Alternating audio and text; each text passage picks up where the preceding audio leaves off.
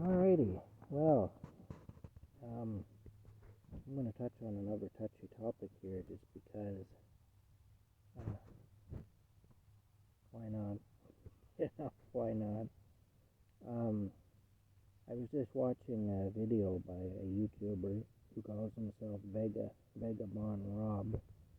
His channel is called Extra Cheesy Broccoli.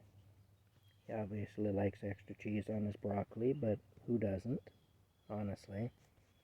Anyway, he's a homeless fella. He lives in southern Ontario, down around the Toronto area. I'm not sure exactly where, but it might even be in Toronto. I don't know. But basically, he was a crane operator, and I can't recall now exactly what it is, but he's now disabled anyway. He takes seizures, and he's got health problems, and he's unable to work.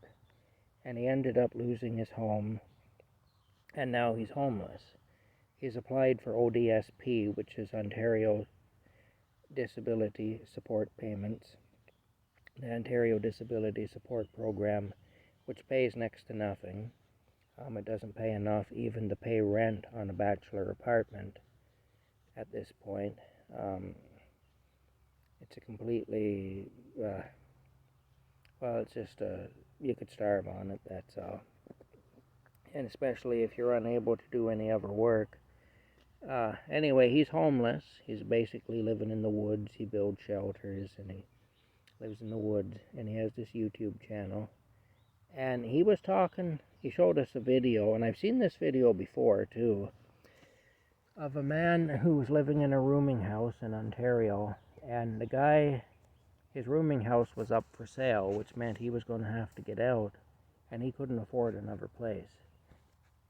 He was on ODSP, he had a back injury, and he was in constant pain from his back, and on medication for it and everything, and he didn't feel that homelessness was an option, given his injury. Didn't figure he'd last very long as a homeless person, and he can't afford to rent anywhere else, and he's going to lose the place he had.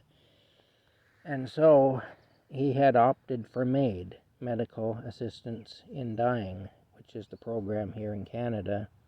His doctor had signed off on it, and he was supposed to be killed in about a month's time.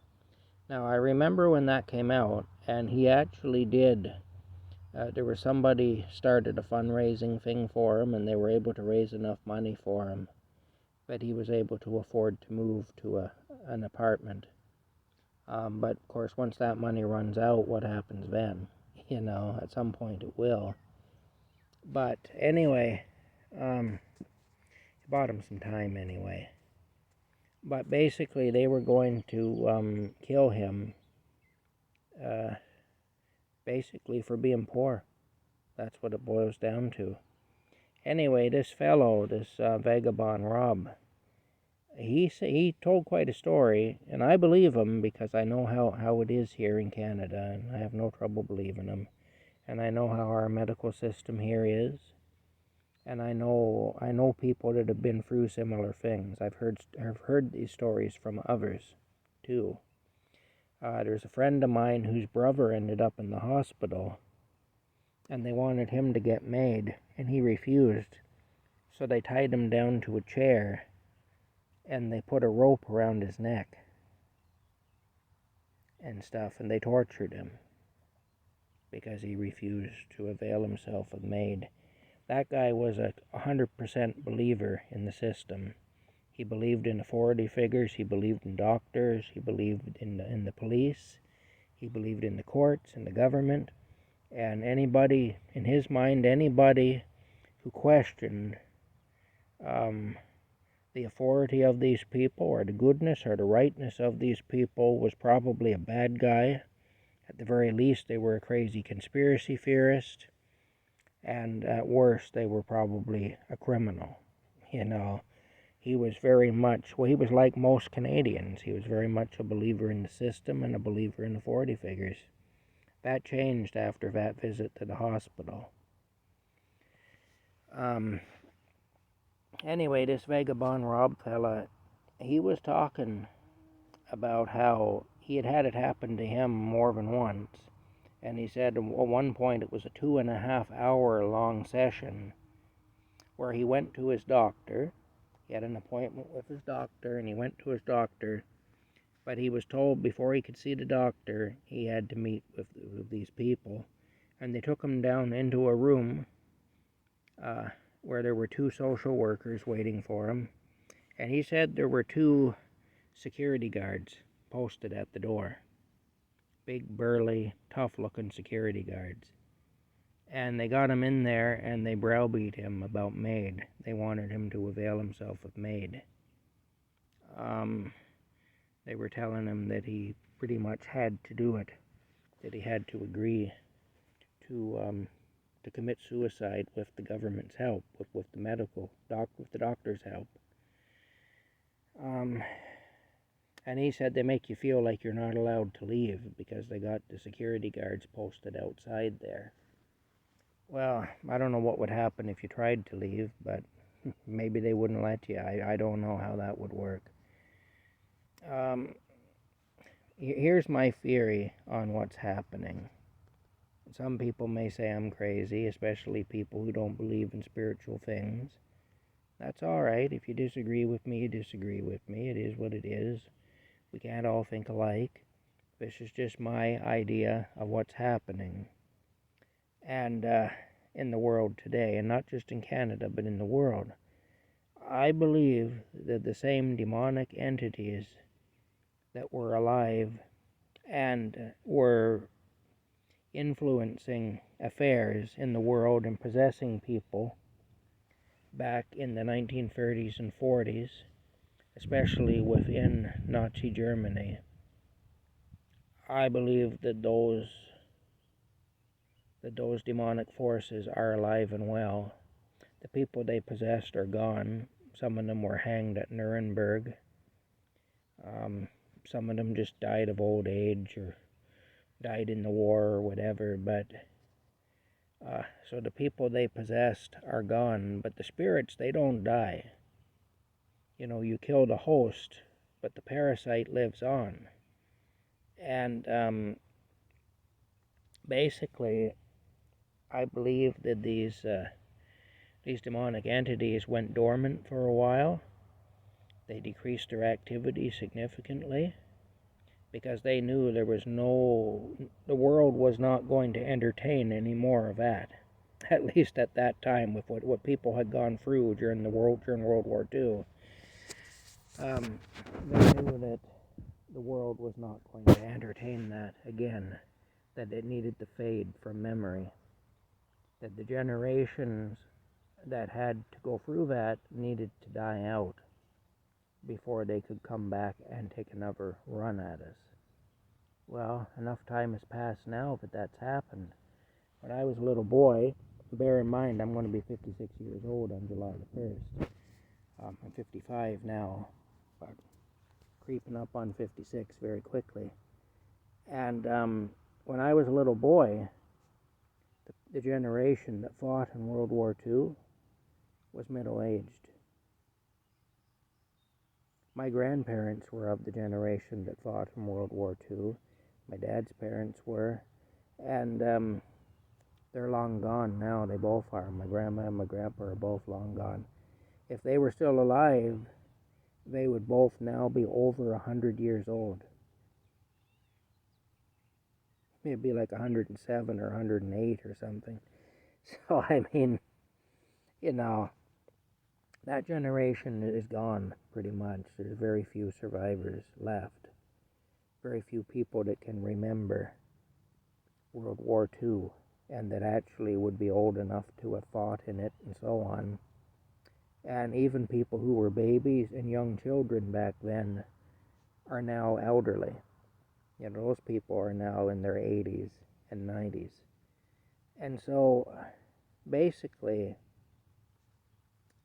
the memory has faded. People who have personal experience with that are gone. And we can watch all the old newsreels, and we can watch all the documentaries, and we can watch all the tape-recorded accounts by men who served in the war, and by survivors of the Holocaust and so on. I actually knew survivors of the Holocaust when I was young. I knew people who had the tattoo on their wrist, you know. But I'm of the last generation to know that. I'm of the last generation to actually see those people and interact with them. Um, you know, it's a real thing, I'll tell you, though, when you see that tattoo. There was an old Jewish fella in my hometown of Perth, and he had one of those last names that, unless you spoke that language, you'd never be able to pronounce it. I swear it had every letter of the alphabet in it at least 3 times. You know, it was one of those Slavic kind of names. Anyway, he was an old Jewish man, and everybody just called him Benny K, because his last name started with the letter K.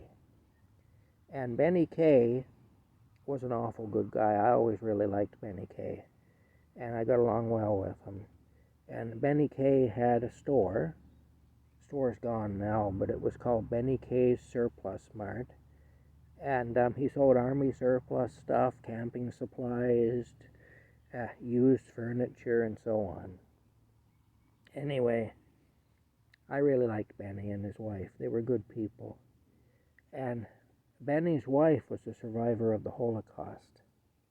And I remember one day coming into the store, and I can't remember what I bought now, but I was after something and I found what I wanted and I brought it up to the cash register to pay for it. And I'm making small talk with Mrs. K, Benny K's wife. She's ringing in my purchase. Now, this woman always wore long sleeves. It didn't matter. It could be 110 degrees in the shade in July, and she'd have long sleeves on, you know.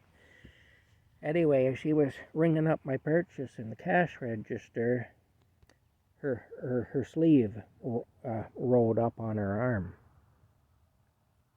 and the number on her wrist became visible.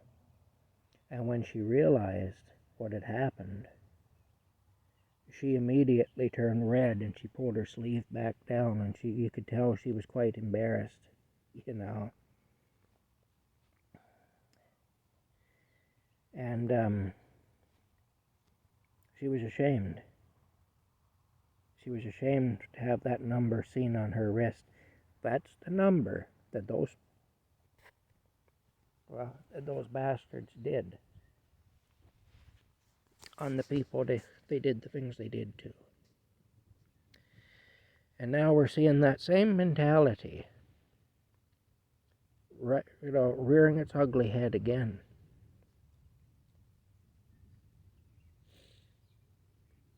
You know, like I say, I knew men that had served in World War II. That lady I just told you about, she was just one person that I knew who was a survivor of the Holocaust.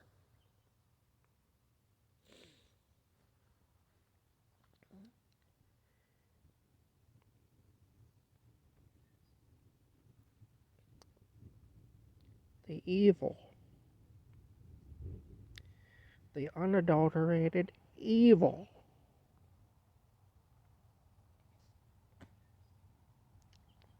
Well, anyway, I wasn't alive for World War II.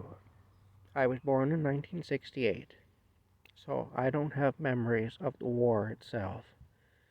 But I have lots of memories of the people, of the generation who suffered through it, who had to fight in it.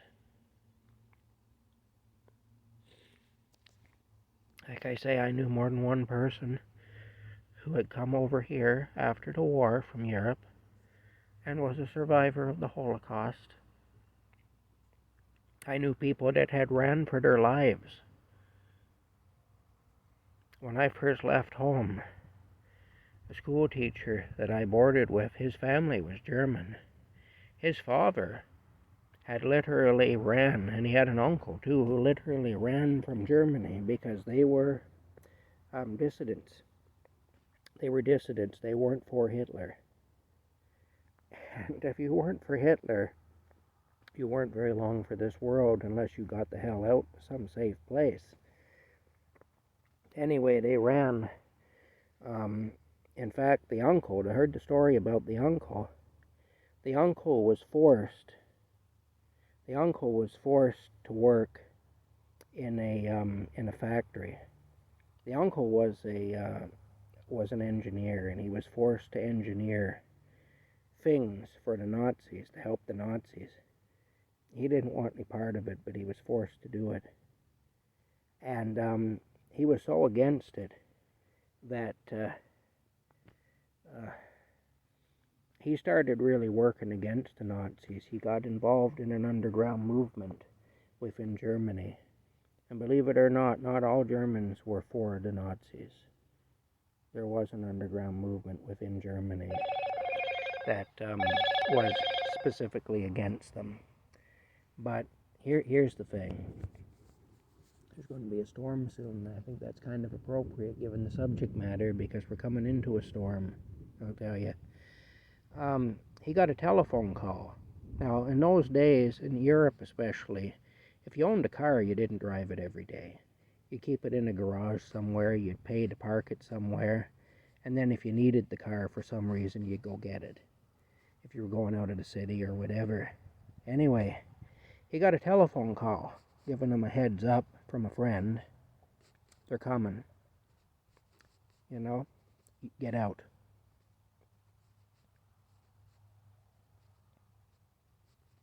Get out. They're coming. They're coming.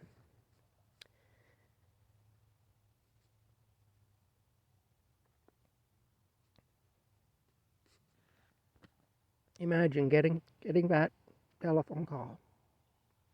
You drop everything. You leave with the clothes on your back. You get the hell out because when that knock comes to the door, it's too late. You're done. He got out of his apartment. He got into his car, and he started heading out of the city. Eventually, he had a tail on him. They were following him. They clued in to the fact that he had escaped, and they were after him. And he ran the border. I can't recall which country he went into now, but it was a country that at that time wasn't part of Germany. And he basically ran the border into that other country. And of course the Germans couldn't pursue him into that country.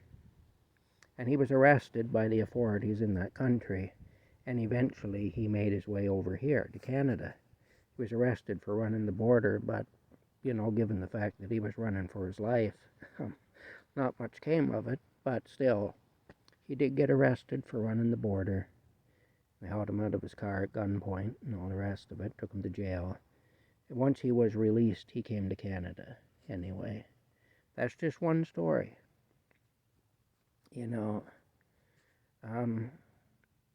I had relations that fought in the war. My grandmother one time, she told me, my grandpa tried to fight in the war, but they wouldn't take him because he was an electrician. They said he was of more value here, keeping the factories running and whatnot, than he would be over there. So they wouldn't take him. But my grandmother told me in the schoolhouse where she went to school in Stanleyville, Ontario, of all the boys she went to school with, pretty well all had gone to war. And she said there was only maybe 2 of them come back. I only found out this story recently. I had an old aunt who was a spinster. She was my grandmother's sister. She actually lived with my grandparents for years in their house. Aunt Margaret. We all called her Peggy, Aunt Peggy. And she was an old spinster. She'd never been married. And I never knew this about her. I only found out recently. During the war, she'd been engaged. And the man she was engaged to, he went to war. Never came back. That was it. That woman was so heartbroken that she never had any interest in getting involved with another man after that. Stayed single the rest of her life, never had children, Never got married, never did any of that. Stayed single. And she was an old spinster. I didn't know that. It was years after her death that I found that out. It's one of the few stories within my family I didn't know, really, because I tend to know more than most of them because I was the one who asked questions. But I didn't know that. I found that out from somebody else. But you see, this is what war does. This is what the loss of humanity does. When you go to a doctor is supposed to help you. And when you go to a doctor and they take you into a room with security guards outside the door and they browbeat you, saying, please let us kill you. You need to let us kill you. There's something sick and wrong, and it is evil. Make no mistake, it's evil. And, like I say, I think the same spirits that caused the nurses to load the children onto the gray buses, the disabled children, to take them to a place where they were put to death and cremated. I think the same spirits that occupied positions of authority within the concentration camps. I think the same spirits that did all that torturing and murdering, I think they're alive and well, and they're operating today. And what we're seeing is a testament to that. Anyway, I got to get Rocky inside because, it's going to storm very soon. I don't want us out here when that happens. So, like I said, there is a storm coming.